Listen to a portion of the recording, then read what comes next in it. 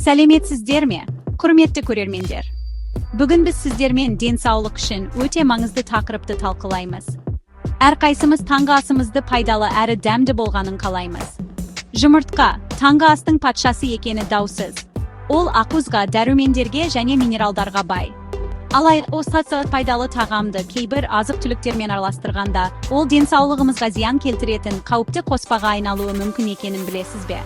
Әсіресе, 50 жастан асқаннан кейін ағзамыз өзгерістерге ұшырайды. Сондықтан дұрыс тамақтануға ерекше мән беруіміз керек. Бүгінгі бағдарламамызда біз жұмыртқамен бірге жеуге болмайтын 3 тағамды қарастырамыз. Бұл комбинациялар сіздің денсаулығыңызға, әсіресе жүрек қан тамырлар жүйесіне қалай әсер ететінін егжей-тегжейлі түсіндіреміз. Сіз таңғы асыңызды қалай қауіпсіз әрі пайдалы ете алатыныңыз туралы күнді кеңестер аласыз. Мен сіздерге таңғы аста жиі кездесетін, бірақ денсаулыққа қауіп төндіретін жасырын жаулар туралы айтып беремін. Денсаулығыңызға немқұрайлы қарамаңыз. Өйткені дұрыс таңдау ұзақ әрі салауатты өмірдің кепілі. Біздің мақсатымыз сізге ақпарат беріп қана қоймай, сонымен қатар өмір салтыңызды жақсартуға көмектесу.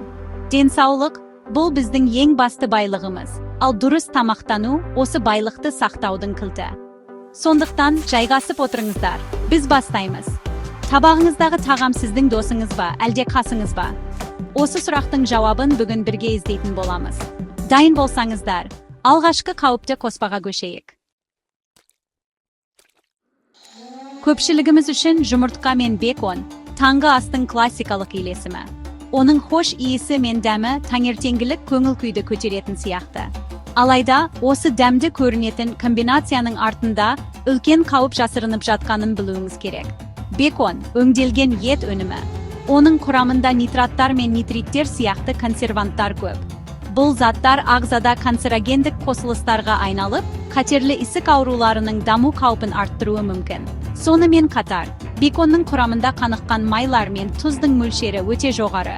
Бұл сіздің денсаулығыңызға елеулі соққы болуы мүмкін. Жұмыртқаның өзінде табиғи холестерин бар. Дені сау адам үшін бұл қауіпті емес. Алайда оны бекондағы қаныққан майлармен араластырғанда, жағдай күрт өзгереді.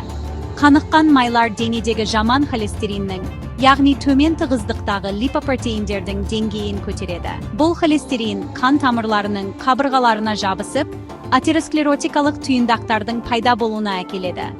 Нәтижесінде қан тамырлары тарылып, қан айналымы бұзылады. Бұл процесс жүрек аурулары мен инсульттің тікелей себебі болып табылады. Елестетіп көріңізші, сіздің қан тамырларыңыз бұл қаланың маңызды жолдары. Холестерин түйіндақтары бұл жолдардағы кептелістер. Уақыт өте келе бұл кептелістер үлкейіп, жолды толығымен жауып тастауы мүмкін. Дәл осындай жағдай сіздің артерияларыңызда болады. Жүрекке немесе миға баратын қан ағыны тоқтаған кезде инфаркт немесе инсульт орын алады. Әсіресе 50 жастан кейін қан тамырларының икемділігі төмендей бастайды. Сондықтан бұл қауіп еселене түседі. Таңғы астағы беконнан бас тарту арқылы сіз жүрегіңізді осындай қатерден қорғай аласыз. Балама ретінде не ұсынуға болады? Егер сіз таңғы асыңызға ақуыз қосқыңыз келсе, жұмыртқаны көкөністермен бірге жеген дұрыс. Мысалы, шпинат, қызанақ, болгар бұрышы немесе авокадо тамаша таңдау. Олардың құрамындағы жаснық холестериннің сіңуін баяулатады, ал дәрумендер мен антиоксиданттар қан тамырларының денсаулығын жақсартады. Сондай-ақ, майсыз тауық етінің кесінділері немесе үрме тауық еті де беконға қарағанда әлдеқайда пайдалы балама бола алады. Денсаулығыңызға дұрыс таңдау жасаңыз, өйткені әрбір тағам сіздің болашағыңызға әсер етеді. Бекон сияқты, шұжық та көптеген адамдардың сүйікті таңғы асының бір бөлігі болып табылады. Жұмыртқамен бірге қуырылған шұжықтардың иісі көпшілікті еліктіреді. Алайда, бұл да өңделген ет өнімі болғандықтан, оның денсаулыққа тигізетін зияны беконнан кем емес. Шұжықтардың құрамында қаныққан майлардың, тұздың және түрлі химиялық қоспалардың мөлшері өте жоғары. Бұл компоненттердің барлығы бірігіп, сіздің жүрек қан тамырлар жүйеңізге үлкен салмақ түсіреді.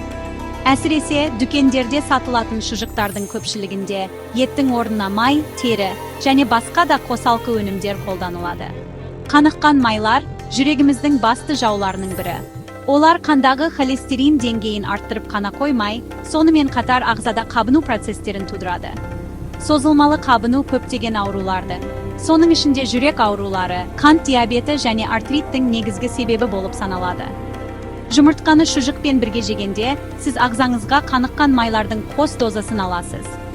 Бұл сіздің артерияларыңыздың қабырғаларын зақымдап, оларды қатты әрі икемсіз етеді.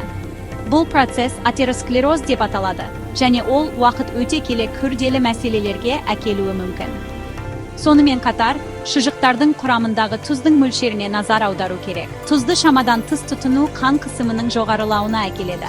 Жоғары қан қысымы немесе гипертония бұл үнсіз өлтіруші, өйткені оның белгілері ұзақ уақыт бойы білінбеуі мүмкін. Гипертония жүрекке қосымша күш түсіреді, оны шаршатады және әлсіретеді. Уақыт өте келе бұл жүрек жеткіліксіздігіне, инфарктқа немесе инсультке әкелуі мүмкін. 50 жастан кейін бүйректің тұзды шығару қабілеті төмендейді, сондықтан тұзды тағамдарға деген сезімталдық артады. Ендеше, таңғы асыңызды қалай дәмді әрі қауіпсіз етуге болады. Шұжықтың орнына табиғи ақуыз көздерін таңдаңыз. Мысалы, бұршақ тұқымдастары, жасымық немесе ноқаттан жасалған котлеттер тамаша балама бола алады. Олар ақуызға бай, бірақ қаныққан майлары аз. Сонымен қатар, олардың құрамындағы жасынық ас қорытуды жақсартып, қандағы қант деңгейін реттеуге көмектеседі. Саңырау құлақтар да шұжықтың орнын баса алатын тамаша өнім. Оларды пиязбен бірге қуырып, жұмыртқаға қоссаңыз, өте дәмді әрі пайдалы таңғы ас дайын болады. Денсаулыққа деген қамқорлық сіздің таңертеңгі табағыңыздан басталады.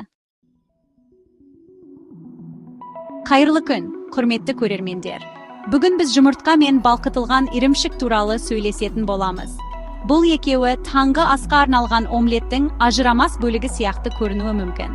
Бірақ сіз білесіз бе, бұл үйлесімнің дәмі керемет болғанымен, оның денсаулыққа, әсіресе мидың жұмысына тигізетін кері әсері болуы мүмкін. Иә, дәл солай. Ірімшіктің көптеген түрлері, әсіресе өңделген және қатты ірімшіктер, қаныққан майлар мен тұзға бай. Біз жоғарыда айтып өткендей, қаныққан майлар қан тамырларына зиян келтіреді. Бұл тек жүрекке ғана емес, сонымен қатар миға қан апаратын тамырларға да қатысты. Мидың қалыпты жұмыс істеуі үшін, оттегі мен қоректік заттарға бай қанның үздіксіз ағыны қажет. Солай емес пе? Мидағы қан тамырлары тарылғанда немесе бітелгенде, ми жасушалары зардап шегеді. Бұл есте сақтау қабілетінің нашарлауына, зейіннің төмендеуіне және ойлау процестерінің баяулауына әкелуі мүмкін. Ұзақ мерзімді перспективада, бұл деменция мен Альцгеймер ауруы сияқты нейродегенеративті аурулардың даму қаупін арттырады. 50 жастан кейін мидың қорғаныс механизмдері әлсірей бастайды. Сондықтан дұрыс тамақтану арқылы оған қолдау көрсету өте маңызды. Ірімшіктегі қаныққан майлар мида қабыну процестерін тудырып, оның денсаулығына қосымша қауіп төндіреді. Ірімшіктің құрамындағы тағы бір қауіпті компонент – тұз.